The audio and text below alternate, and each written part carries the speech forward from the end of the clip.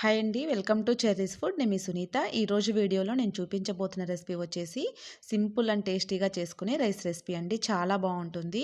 ఎప్పుడైనా నోటికి ఏమీ తినాలనిపించినప్పుడైనా, ఏదైనా కూరలు చేయాలని ఓపిక లేకపోయినా అప్పటికప్పుడు 10 నిమిషాల్లో వేడివేడిగా ఇలా చేసి పెట్టారంటే ఇంట్లో వాళ్ళందరూ కూడా చాలా అంటే చాలా ఇష్టంగా తింటారండి. అంత బాగుంటుంది. దీనికోసం ముందుగా ఇలా చిన్న రోలు కానీ, చిన్న మిక్సీ జార్ కానీ తీసుకోండి. దీనిలో ఒక 7, 8 చిన్నులపాయ రెబ్బలు వేసుకోవాలి. కొంచెం ఉప్పు వేసుకోవాలి. ఒక హాఫ్ స్పూన్ ఉప్పు వేసుకోండి.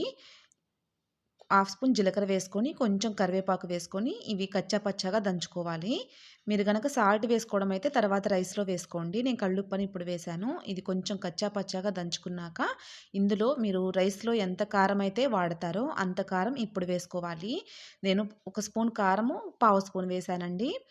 ఇది కొంచెం మంట తక్కువగా ఉన్న కారం అనమాట. మీరు మీరు తినే ఘాటును బట్టి వేసుకొని, ఈ కారంను కూడా ఈ చిన్నులపాయలతో పాటు ఇలా కచ్చా పచ్చాగా దంచుకొని, ఇలా దంచుకున్న ఈ ఎల్లిపాయ కారంని ఒక పక్కన ఉంచుకోండి.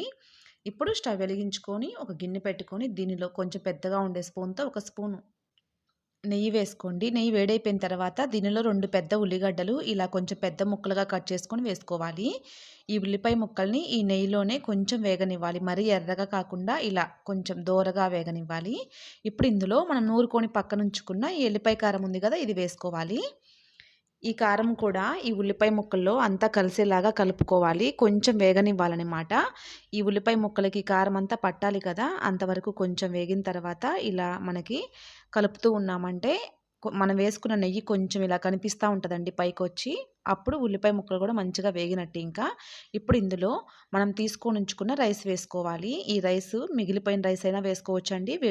వేడిగా ఉన్న రైస్ అయినా వేసుకోవచ్చు. నేనైతే వేడిగా ఉన్నదే వేశాను. ఈ తీసుకున్న రైస్‌ని ఉండలేమి లేకుండా గడ్డలు గాని అలా ఏమి లేకుండా ఇలా పొడి పొడిగా చేసుకొని వేసుకోండి. ఇలా వేసుకున్న ఈ రైస్ అంతా కూడా ఇందులో కలిసేలాగా కలుపుకోవాలి. మనం వేసుకున్న ఈ నెయ్యి, కారము అంతా కూడా ఈ రైస్‌కంతా పట్టేలాగా కలుపుకొని కొంచెం ఒక్క నిమిషం అలా స్టవ్ పైనే ఉంచుకోవాలి. స్టవ్ లో ఫ్లేమ్‌లో పెట్టుకొని ఇలా కలుపుకుంటూ ఉండాలి. అప్పుడు ఈ కారం అంతా ఈ రైస్‌కి బాగా పట్టిద్దనమాట. ఇంక స్టవ్ ఆపేసుకొని గిన్నెని దింపుకొని కింద పెట్టుకోవాలి. మనకింకా వేడి వేడిగా సింపుల్ అండ్ టేస్టీగా చేసుకుని ఎల్లిపాయ కారంతో రైస్ రెసిపీ రెడీ అయిపోయినట్టేనండి.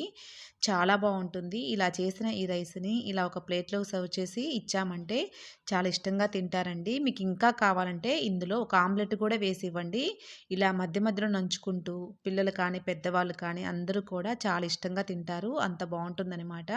ఇంకెందుకు ఆలస్యము ఈసారి ఎప్పుడైనా మీరు కూడా ఒకసారి ఇలా ట్రై చేసి చూడండి. మీకు తప్పకుండా నచ్చుతుంది. ఈ వీడియో నచ్చితే లైక్ చేయండి. చెర్రీస్ ఫుడ్ ఛానల్‌ని సబ్స్క్రైబ్ చేసుకోండి.